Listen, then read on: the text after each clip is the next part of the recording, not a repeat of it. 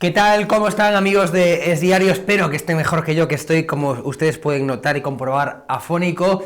Pero bueno, aquí se está, porque la actualidad nunca para y esta semana especialmente hemos tenido mucha actualidad que desde luego enroca en el tema económico, ¿no? Es decir, el tema del SMI, salario mínimo interprofesional, la tributación con el IRPF, hay muchos conceptos económicos que sobrevuelan la actualidad y para desgranar estos y explicar estos conceptos tenemos nosotros a Santiago Calvo, lo vamos a ver en pantalla, doctor en economía, investigador en el IJM, en el Instituto de Juan de Mariana. Santiago Calvo, un placer, gracias por estar aquí. ¿Qué tal, Hugo? Encantado de estar con vosotros. Bueno, antes de nada, SME, tributación, IRPF, es decir, estos son múltiples conceptos y vamos a intentar poco a poco, Santiago, si te parece, tú como experto, como doctor en economía, ir desgranando esto. Para empezar, SMI subió en todo lo que lleva de legislatura de presidencia del gobierno Pedro Sánchez un 61%, y esto, claro, supera el umbral del IRPF a partir del cual tributar. Había una opción y es que desde Hacienda subieran ese umbral del IRPF para que, por tanto, esa subida del SMI pues no tributara, cosa que no han hecho. Con lo cual, si no hacen nada, si no tocan nada, digamos, por automatismo, tiene que tributar esa subida del SMI porque supera ese umbral del IRPF dispuesto. Es la primera vez que nos ajusta el IRPF a la subida del SMI, ¿no? Así es, lo has explicado perfectamente.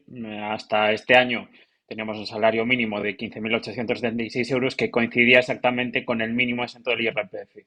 La norma hasta este momento era que se subía el salario mínimo interprofesional y se ajustaba también el mínimo exento del IRPF para que no tributase toda aquella población que percibiese ese salario mínimo interprofesional. ¿Qué ha sucedido este año?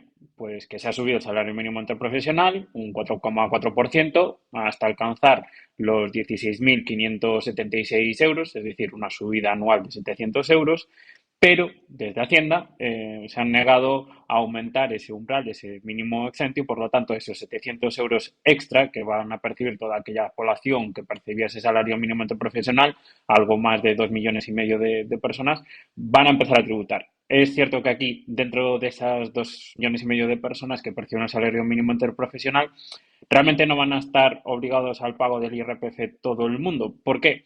Porque después también se introducen ciertas bonificaciones por cuestiones familiares, por ejemplo, si se tiene hijos, se pueden aplicar deducciones y se habla de que en torno a 500.000 contribuyentes que perciben el salario mínimo interprofesional van a ser los que van a tener que pagar esta subida del salario mínimo interprofesional a través del IRPF. Se habla de en torno a, de esos 700 euros anuales, pues 300 euros irán destinados al pago del IRPF, a lo que habría que añadir también que no se está teniendo en cuenta el aumento de las cotizaciones sociales, que se cobran se pagan a través del salario bruto, y ese salario bruto, que aumenta a 700 euros, se le aplica alrededor del 6,7% de cotizaciones sociales, significa que también hay que añadir otros 45 euros. En resumen, del aumento de 700 euros de salario mínimo interprofesional, los contribuyentes van a tener que pagar alrededor del 50% en cotizaciones sociales y en IRPF. Claro, y aquí de todo esto se deriva un debate. ¿Es el SMI un salario de subsistencia o ya no lo es, como dicen desde la parte del PSOE del gobierno? Claro, porque además, por poner más contexto encima de la mesa, por desgracia en España el poder adquisitivo pues se está viendo mermado. Es decir, el PIB per cápita, por ejemplo, desde la pandemia incluso pues se ha visto en caída en España, a diferencia de otros países de nuestro entorno, de la Unión Europea, sin ir más lejos. Por desgracia, más personas están en riesgo de pobreza extrema incluso aquí en España, y cada vez más son los perceptores del SMI. Hablamos de 2 millones, si no me equivoco, de perceptores del salario mínimo interprofesional aquí en España, que bueno, que son 2 millones de personas, ¿no? Con lo cual, la pregunta que te traslado como economista, como experto, como doctor en economía, ¿se puede considerar el SMI en España un salario de subsistencia o ya no? Yo creo que con medidas que comentabas antes también con acierto de que ha aumentado un 60% el salario mínimo interprofesional en estos últimos años, desde que Pedro Sánchez llegó a la Moncloa, porque ha sido uno de sus objetivos, aumentar el salario mínimo interprofesional, y también de Yolanda Díaz, ya no podemos hablar de que el salario mínimo es un salario que comentabas de subsistencia.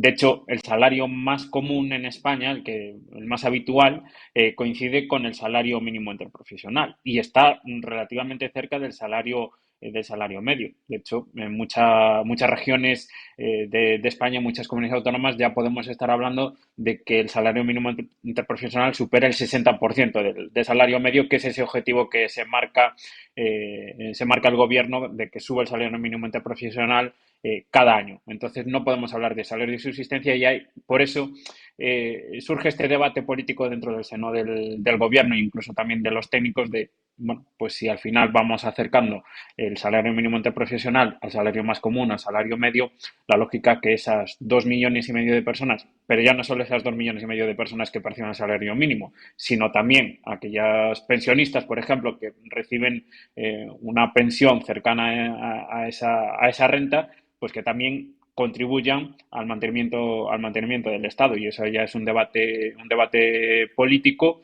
porque, claro, ahí el gobierno, por ejemplo, está renunciando a una bolsa de alrededor de 2,000 millones de euros de recaudación en un momento, en un contexto en el que hay que cuadrar las cuentas públicas y con un elevado déficit público y una elevada deuda pública también.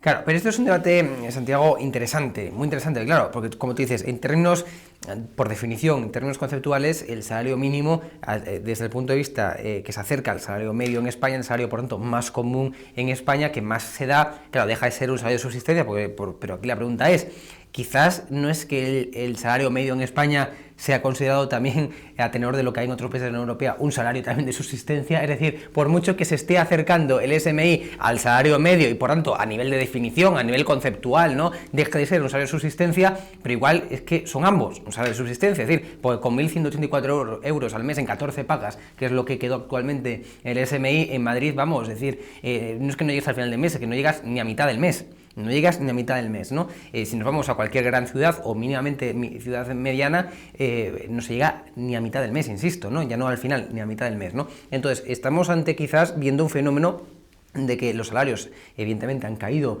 yo creo que bastante en España y que claro, y que el SMI se está acercando al salario medio, pero quizás es que ambos sean salarios de subsistencia, ¿no?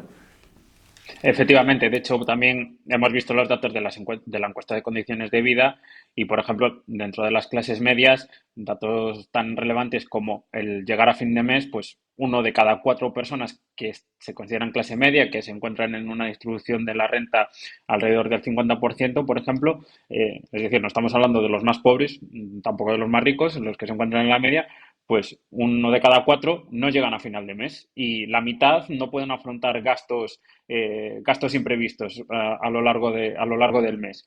Por lo tanto, estamos viendo un deterioro del poder adquisitivo de las familias y de los hogares y claro, si ahora estamos hablando de salarios, no deberíamos centrarnos tanto en el aumento del salario mínimo, sino en tratar de aumentar todos los salarios en general y especialmente el salario de las clases medias, porque por ejemplo, tenemos la cuestión de la inflación que ha mermado el poder adquisitivo, el salario real de los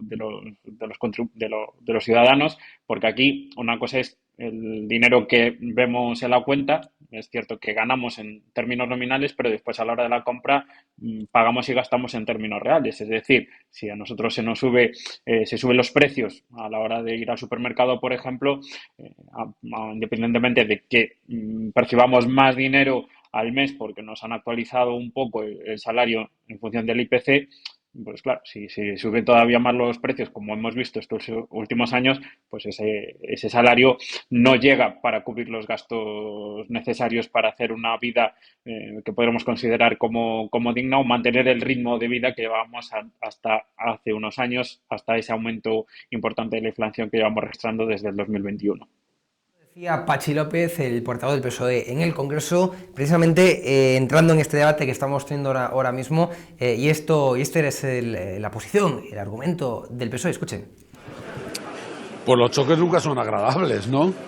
Pero de todas formas debiéramos entender que en este país todos los salarios tributan, todas las rentas tributan y cuando un salario mínimo pasa del mínimo exento, Bueno, pues se puede hablar, pero tributará, como todo lo que tributa en este país. Tampoco le debiéramos dar muchas vueltas. Afortunadamente, este gobierno ha subido el salario mínimo el 61% desde que ha llegado y ha conseguido pasar ese umbral de la tributación mínima, ¿no? ¿Cree que Yolanda Díaz? Bueno, que no hay que darle demasiada vuelta, pero quien sí que le da vuelta es la ministra de Trabajo, Yolanda Díaz, de la parte Sumar. Escuchen. Es verdad que yo creo que los españoles y las españolas se merecen conocer cuáles son las posiciones de las formaciones políticas en esta materia. Entonces, nosotras desde Sumar somos claras y lo que queremos es que quien más tiene aporte más y, desde luego, las rentas salariales de 16.500 y poco más euros al año, pues, desde luego, sean exentos como lo han sido hasta ahora en nuestro país. El cambio viene en este momento. Por tanto, ni comunicación ni deliberación, y aunque no nos compete a nosotros, desde luego, si esta iniciativa llega al Congreso de los Diputados, va a contar con la anuencia de Sumar. Pues ya lo acabamos de escuchar, desde el PSOE responden fuentes consultadas de la dirección del Partido Socialista de Ferraz, muy próximas a Sánchez, me decían esta semana que es populismo fiscal lo de Yolanda Díaz. Abro comillas, populismo fiscal, eso acaba de decir, lo acaban de escuchar Yolanda Díaz, etcétera, etcétera, etcétera. Santiago Calvo, pasamos ya al meollo del asunto. Aquí hay dos posiciones encontradas dentro de un mismo gobierno. Hemos visto una clara tensión, por mucho de que Pedro Sánchez diga que no hay tensión en absoluto. No sé si tenemos ese vídeo. Vamos a intentar rescatarlo y ahora comentamos todo para dar todas las perspectivas de esta tensión en el gobierno. Esto decía Pedro Sánchez ante la pregunta de ¿hay o no hay tensión en el seno del gobierno? Escuchen. Presidente, ¿hay crisis con Sumar? Muchas gracias. En absoluto. ¿Y habrá rectificación? En absoluto, Santiago, que no hay nada de nada, no hay ningún tipo de tensión, todo está perfecto. Yendo, como decía, al meollo, Santiago, te pregunto, experto, doctor en economía, ¿es recomendable que tribute la subida del SMI o no? A ver, yo creo que, bueno, viendo las posiciones de las dos formaciones que conforman el gobierno, es una teatralización, porque Yolanda Díaz ya sabía perfectamente lo que iba a suceder, tenía informes desde principios de año, eso se lo recordó el ministro de Economía, y simplemente pues cada uno tenía que vender su posición de cara a su cuota electoral. Dicho lo cual, que suba el salario mínimo interprofesional de 700 euros, que Yolanda Díaz pues lo vende como una noticia muy, muy positiva. Aparte de que los efectos de subir el salario mínimo interprofesional, ya digo, un 60% a lo largo de los últimos años, tiene efectos y costes económicos para las pequeñas, especialmente para las pequeñas y medianas empresas. No es una buena noticia que el salario mínimo interprofesional suba de manera tan fuerte como lo ha hecho. Otra cosa es que estamos en un contexto de crecimiento económico y por lo tanto mitiga un poco el posible impacto, pero bueno, subiendo a 700 euros brutos, nosotros si descontamos el efecto de las cotizaciones sociales y descontando también el aumento del IRPF o el efecto del IRPF al no aumentar también el mínimo exento, estamos hablando de que al final del año, ese aumento de 700 euros se queda en la mitad, en 350, pero también si tenemos en cuenta el efecto de la inflación, realmente, en términos reales, el aumento del salario mínimo se queda en un número negativo. Una persona que perciba el salario mínimo interprofesional del año 2025, realmente en términos reales, ese aumento de 700 euros se queda en menos 89 euros en el año 2025. Dicho lo cual, ¿es deseable o no que cotice o que tribute el salario mínimo interprofesional? Bueno, aquí depende de la posición política. A mi juicio no debería tributar y, de hecho, estamos viendo que en los últimos años los impuestos han aumentado de manera considerable. En el caso particular del IRPF, la recaudación ha aumentado en torno a 40.000 millones desde el año 2019-2020, de los cuales, por ejemplo, la inflación ha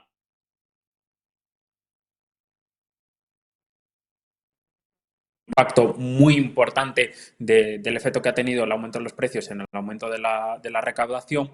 Y aquí vemos dos posiciones un poco incoherentes. Por una banda, tenemos al Partido Socialista, que el Partido Socialista pues sí que es coherente en el sentido de que, al ser un partido de izquierdas, pues que quiera que el Estado sea un poquito más grande y que todos contribuyan al sistema fiscal, pero va en contradicción de lo que argumentaba Pedro Sánchez hace unos meses de que su política fiscal debería ir destinada a gravar a todas aquellas personas que tuviesen pues dinero suficiente para vivir 100 vidas, o el discurso famoso de los Lamborghinis, por ejemplo. Ahí está manteniendo una incoherencia, porque si el objetivo era que tributasen los que más tenían, pues esto no casa con que ahora tribute la gente que perciba el salario mínimo interprofesional, como decía Yolanda Díaz. Y en cambio Yolanda Díaz está cometiendo la incoherencia de que al final el partido que representa Sumar es un partido de izquierdas que también defiende un amplio estado del bienestar. Pues hay que entender que la gente debería tributar, la mayor parte de la gente debería tributar, que no es algo negativo pagar impuestos, porque estás contribuyendo, se supone, a un mejor sistema del bienestar, mayores servicios sanitarios, educativos, etcétera. Entonces vemos ahí dos posiciones incoherentes por parte del Partido Socialista y por parte de Sumar.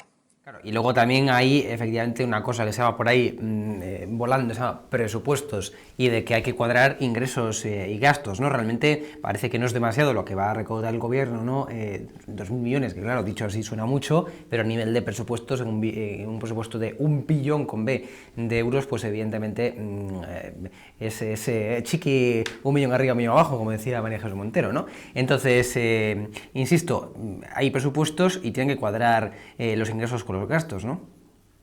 Efectivamente, tenemos un déficit público de alrededor del 3%. Vamos a cumplir con los compromisos europeos, también en parte gracias al efecto de la inflación que estábamos comentando antes. Solo en el año 2024, del aumento de recaudación de alrededor de 7.000 millones de euros, la mitad se debe al efecto de la inflación, esa fiscalidad por progresividad en frío, que lo que implica es que al cobrar en términos nominales y a producirse aumentos del salario en esos términos nominales, se producen saltos en los tramos del IRPF, y al producirse los aumentos en los tramos del IRPF, pues acabamos pagando más impuestos a un tipo efectivo mayor, sin un aumento real de nuestra capacidad económica. Bueno, pues eso ya solo explica algo más de 3.500 millones de euros de aumento de recaudación este año, en el año 2024, con los últimos datos disponibles. Entonces, bueno, pues efectivamente hay que cuadrar las cuentas. Se comentaba antes que podría ser unos 2.000 millones de euros que tributase toda esta gente que percibe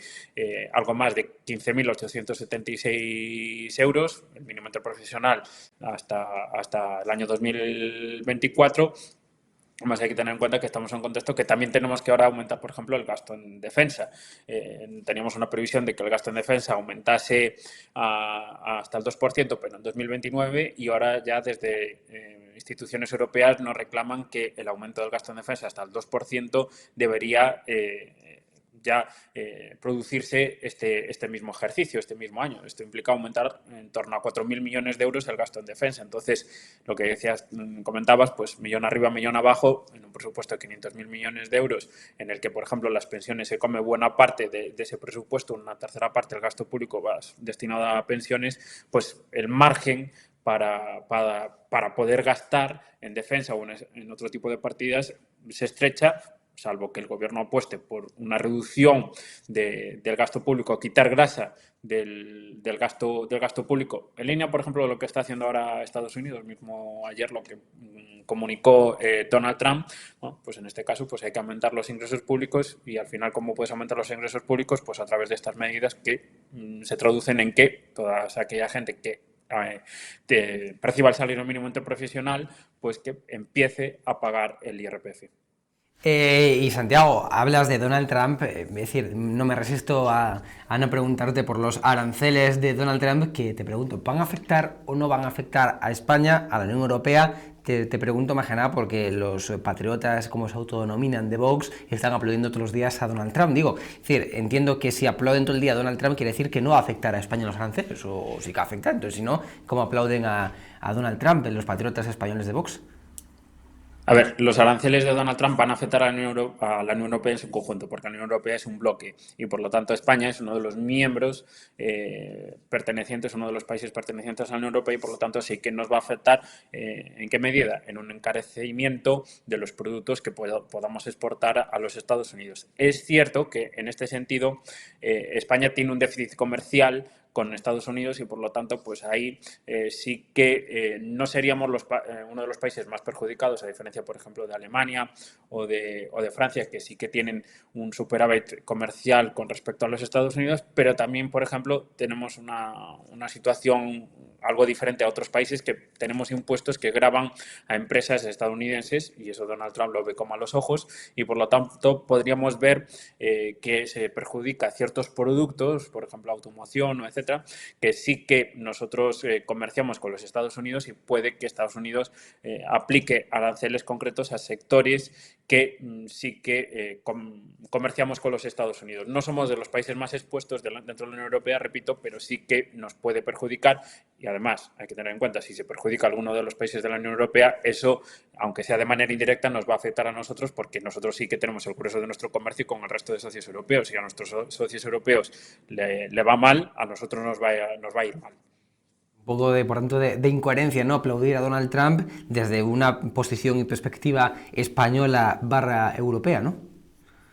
Claro, aquí el nacionalismo económico casa muy mal con la globalización. Cada uno se va a proteger dentro de sus fronteras, y por lo tanto es un poco incoherente defender las actuaciones de Donald Trump, porque Donald Trump lo tiene claro, a él no le importa la Unión Europea, lo que le importa es Estados Unidos primero, y que Europa pues se haga independiente, autónoma, y que Estados Unidos no puede resolver los problemas de la Unión Europea, tanto en la defensa como en las cuestiones económicas, y los aranceles es una manera de ejercer presión a todos aquellos países a los que Donald Trump considera que se están aprovechando de su país. Realmente lo que dice Donald Trump es America Great Again, no Estados Unidos Great Again, que también esto es increíble, ¿no? Porque precisamente los aranceles que también está aplicando al mercado americano afecta a esa América como continente, ¿no? Entonces, que se autorrogue el Make America Great Again y no Make Estados Unidos Great Again, pues ya también incluso hasta es incoherente en el propio discurso de Donald Trump, porque sus políticas van a afectar precisamente también al continente americano, al mercado americano. Bueno, ese es un término un poco... hay un debate ahí también de quién es americano, quién no es americano. Es cierto que, por ejemplo, dentro de América, el único país que utiliza el término América para llamar a su país es los Estados Unidos de América, y de hecho ellos se llaman americanos, no discutiblemente, un argentino también es americano. Si consideramos el continente, claro, sí que ahí se perjudica a los países. Estamos viendo pues situaciones de tensión con Colombia, El Salvador, etcétera, con México y Canadá, y Estados Unidos lo que está haciendo es protegerse a sí mismo contra sus vecinos más próximos, pero también lo estamos viendo contra la Unión Europea o otros países en Arabia Saudí, por ejemplo. Entonces, aquí lo que Europa debería cambiar el enfoque y no depender tanto de los Estados Unidos, porque parece que no podemos contar con ellos ahora, y pues evitar ese tipo de política muy restrictiva en cuanto a regulaciones y etcétera, y apostar por una mayor competitividad y apostar también por la innovación. Aquí en Europa es muy difícil que crezcan empresas potentes basadas en la innovación, en la tecnología, porque a cada paso que dan se encuentran con burocracia, regulaciones, etcétera, y así es muy difícil que prospere una industria tecnológica y de otro tipo sin la dependencia hasta ahora de Estados Unidos. Santiago Calvo, Calvo como apellido, ¿no? Digo, pues esta broma traerá muchas veces. Calvo, evidentemente, es como apellido, experto en economía, doctor en economía, investigador en el Instituto Juan de Mariana. Un placer, muchas gracias. Muchas gracias a ti, Hugo. Un abrazo. Un abrazo grande. También un abrazo a todos ustedes. Gracias por estar aquí un fin de semana más en Es Política, en Es Diario TV. Recuerden suscribirse, recuerden seguirnos, recuerden darle a like, recuerden todas estas cosas que siempre repetimos.